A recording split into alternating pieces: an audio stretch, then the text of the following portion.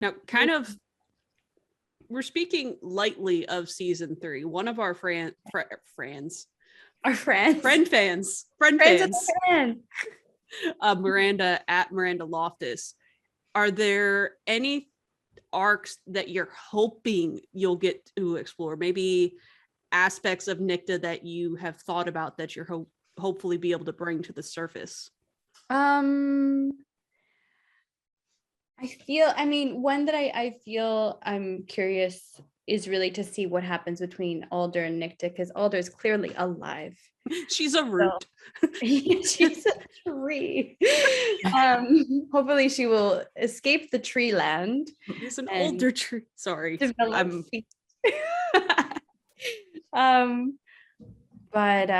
so I would like to see what happens there, because it was such a big part of Alder was such a big part of Nicta's life. So they feel like they have unfinished business.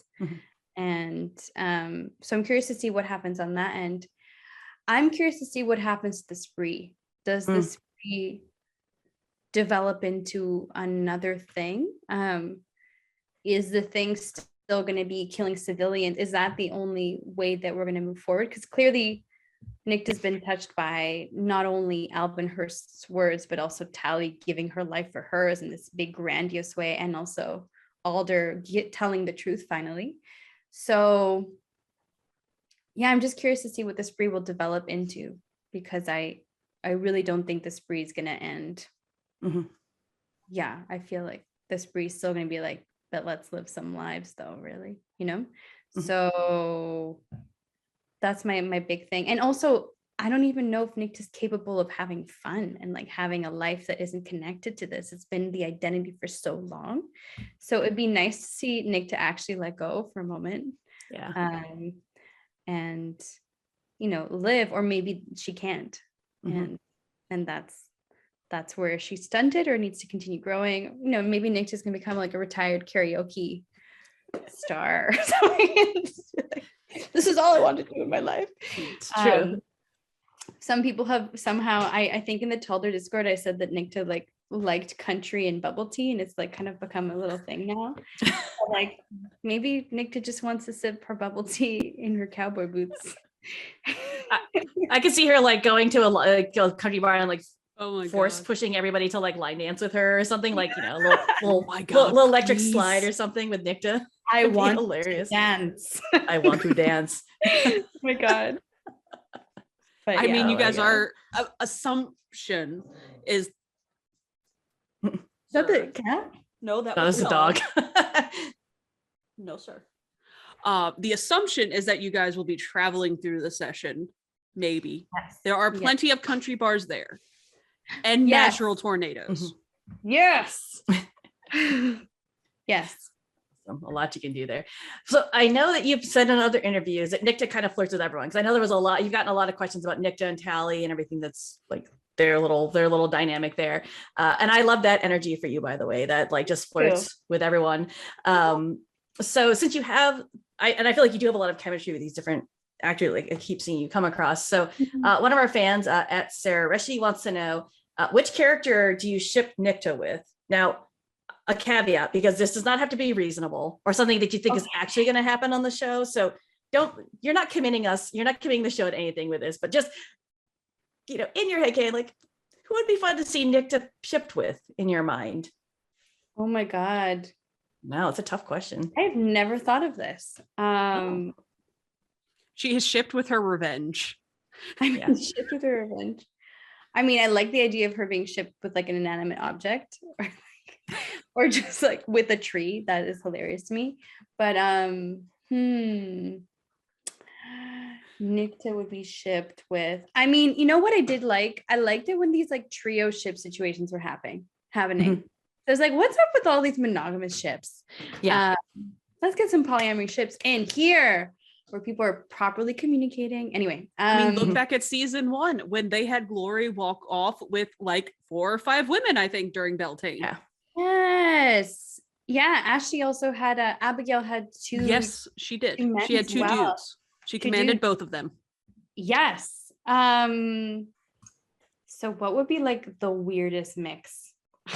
Oh, Don't challenge the fandom in that way. No, I want to challenge the fandom. Oh, Is this dear where I can ask Lord. a question back and like give me the weirdest like trio or quadruple ship? Oh, You dear can't. Lord. Okay. They will deliver. I'm sure. Wait, can I not answer this question? Can I see what the options are? Can I throw that out? Get the options and I'll come back and be like, Options. it's Yes. the one. Okay, we'll put it to the fans on Twitter. The fans, We'll- I feel like the fans will deliver greatness. Yeah, well, that's our challenge to the fans. Okay, fans, if you are listening to this podcast, we're gonna put the call out, and we'll put a poll for our favorite bizarre. Like, what is your most crack ship, polyamorous crack ship for Arlen's request? I agree with you. I was like, I want some of that poly energy back that we got in Beltane. Like, I've been missing that. There's a lot of like too many duos. We need some duos. We need some. Yeah, we need some poly. Watch, we're we're gonna probably get some characters pulled in from other shows. I bet. I'm down. I bet that's true. True. Like everything is on the table. We got inanimate objects, anything that can consent, or is literally an object. Yes. So bubble tea. Bubble tea. Okay, but keep it classy, fans. Keep it classy. Please. Keep it classy. And then Arlen will be the decider on her favorite crack ship. Love it. Yes, because my favorite ship would be a crack ship for sure. Yeah. This is gonna be fantastic. Or she brings so much, or both. Yeah. It'll be a fantastic train wreck. It'll be better than General Sharma's train wreck. Yes. Oh yeah. R.I.P. General Sharma, man. And her hat. What a shame. That apparently everyone loves. I love that hat. Oh my God. Yes. Why? No. Yes. I was like, General Sharma's wearing a bucket hat. And anyone else notice? Oh God. I'm so down for it. But also I think that when we're doing these shows, we don't always, especially during COVID, we're so streamlined on our own storyline that like I totally forgot she died. I was like, oh damn, like did she come back? No, she's like fully dead. I want to talk a little bit about more just, your career in general and what inspired you to get into acting? I know you've also done a little bit of directing on the side, what kind of ignited that passion? How did you kind of get involved in the industry?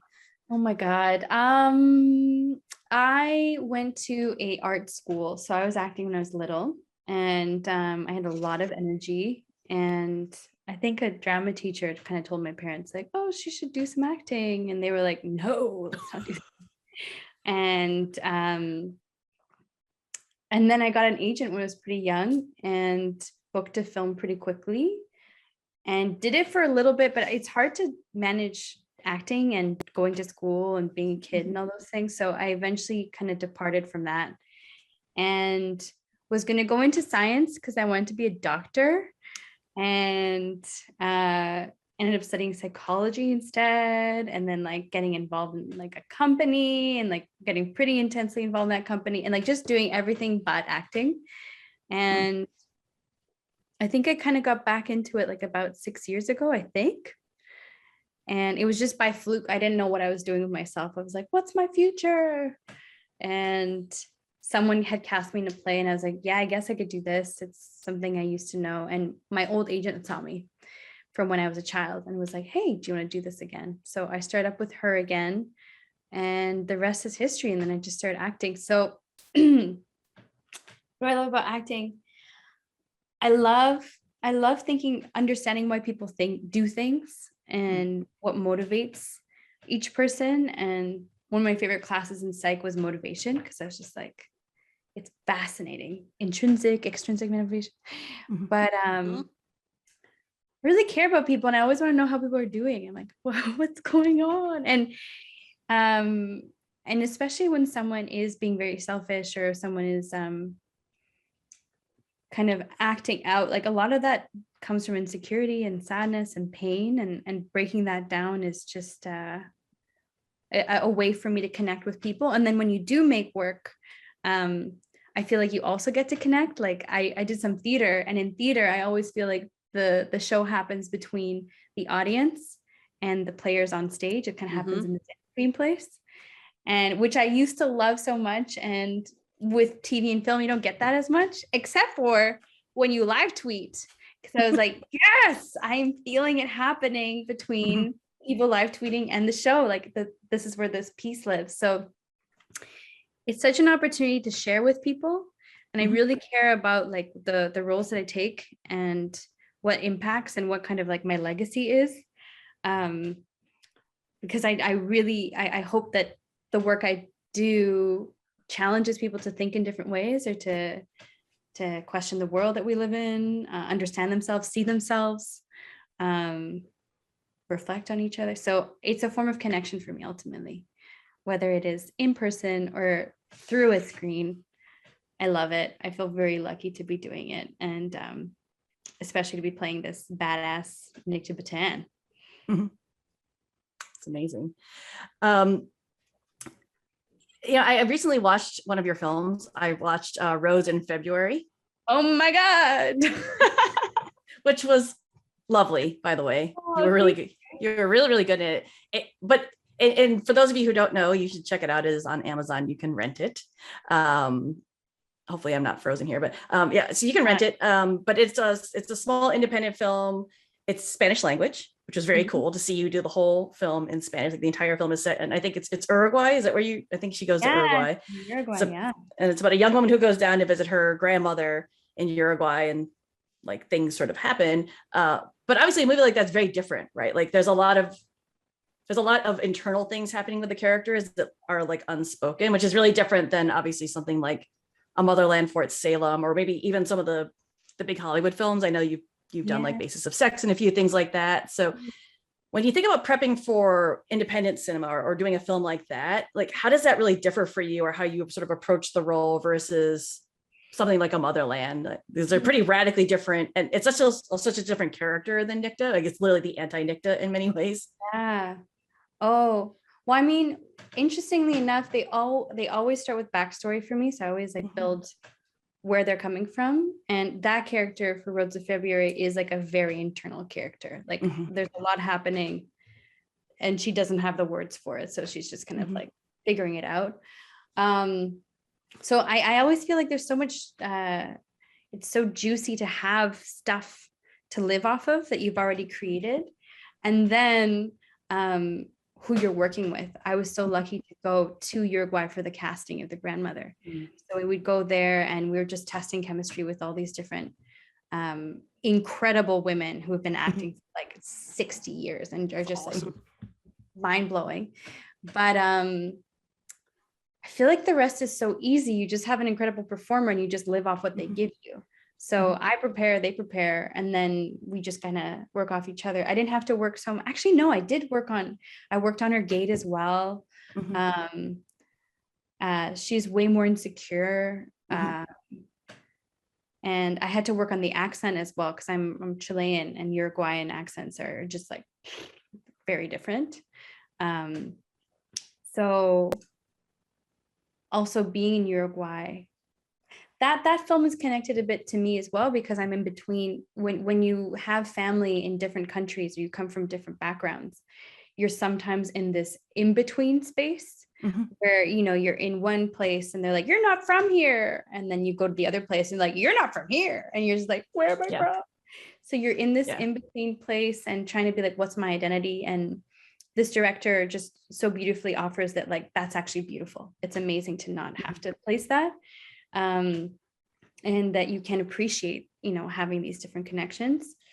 So a lot of that film was just very like natural. Sarah, that character, is very different from who I am, has different motivations, but the ultimate, like, kind of trying to find your home was just easy to connect to.